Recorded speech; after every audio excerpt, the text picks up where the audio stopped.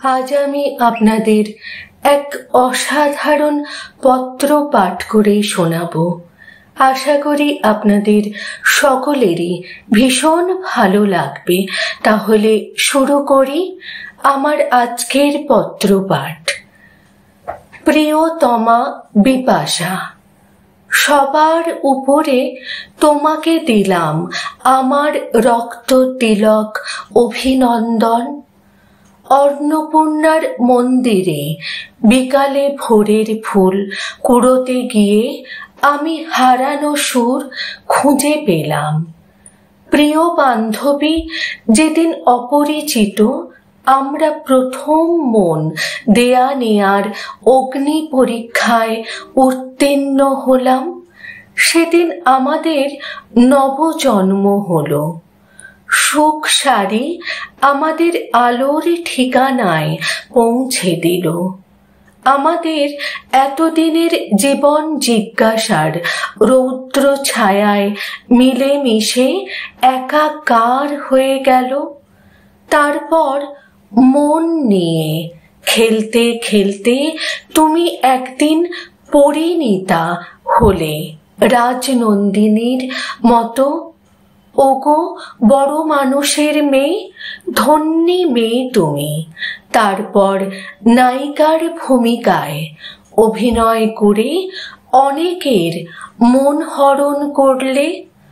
শুধু একটি বছর, তারপর চিরন্তন নিয়মের মতোই অগ্নি সাক্ষী করে তোমার বিয়ে হলো শিউলি বাড়িতে।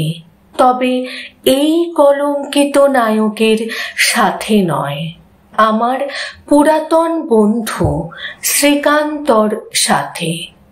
শেষ অঙ্কে আমার পথে হলো দেরি।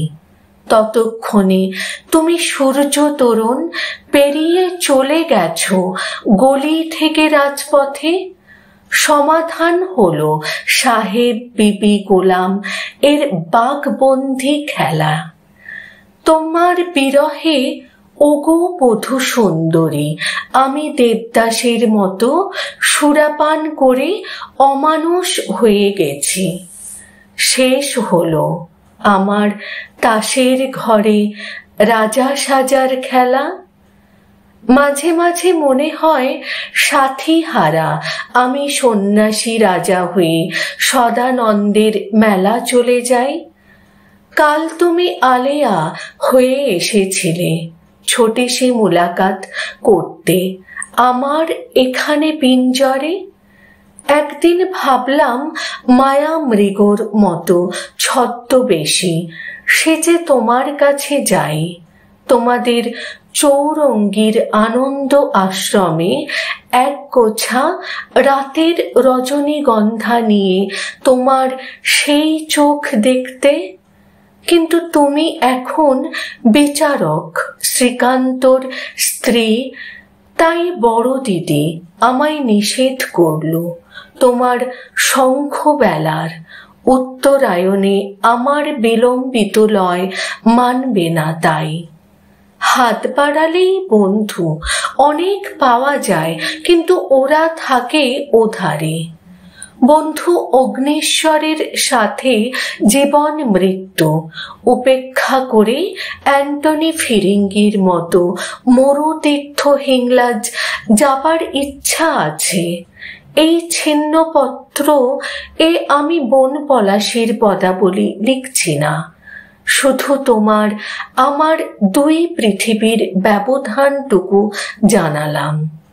অভয়ের বিয়েতে সব্যসাচী বসু পরিবারের সাগরিকাকে বিয়ে করার প্রস্তাব দিয়েছিল, কিন্তু আমার এই জীবনে সাপমোচন করার ক্ষমতা সাগরিকার মতো কোনো ব্রতচারিণী রাজকুমারীর নেই। সেদিন চিড়িয়াখানায় গিয়ে মৌচাকে লাল পাথর ছুঁড়ে দিয়ে ফেরার পথে সপ্তপদী দেখে ফিরলাম। ওখানেই ঝিন্দের বন্দি 7 নম্বর কয়েদি 74.5 বছরের রাজদ্রোহী রাই কমলের সাথে কমললতাকেই দেখলাম। বিভাস বলল ওর স্ত্রী ইন্দ্রাণী খুব অসুস্থ, তোমাকেই চিরদিনের ভেবে এখনো তোমার স্মৃতিতে কাতর এক দেশপ্রেমী। কলঙ্কিনী কঙ্কাবতী, তুমি শিল্পী হলে বুঝতে আমার মতো তন্দ্রাহীন নায়কের ব্যথা। বিদায়। ইতি কলঙ্কিত নায়ক চন্দ্রনাথ। কৃতজ্ঞতা মৌসুমী চৌধুরী দাশগুপ্ত। অসংখ্য ধন্যবাদ জানাই লেখনী সংগ্রহীত। আশা করি আপনাদের সকলেরই ভীষণ ভালো লাগলো।